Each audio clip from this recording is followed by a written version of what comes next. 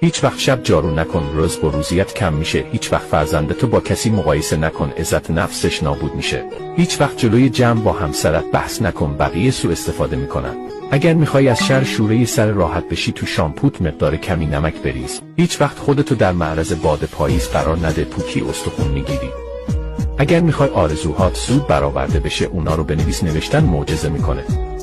هیچ وقت با موی خیس نخواب، سرت عفونت میکنه. هیچ وقت از تخت خواب خودت برای خوابیدن مهمان استفاده نکن. اگر میخوای ثروتمند و پربرکت بشی، از دیدن فیلم‌های جنسی خودداری کن. هیچ وقت برای کسی که فوت شده بیش از حد گریه و زاری نکن، آزارش میدی. مسواک زدن صبحها با دست چپ از آلزایمر نجاتت میده. اگر هر روز آب کوزه بخوری، موهات سفید نمیشن. هیچ وقت 4 حیوان را از خونت بیرون نکن: گربه، خروس، مورچه و کبوتر. و در آخر کلمات معجزه میکنن: پس بنویس خدایا شکرت و به جمع ملحق شو.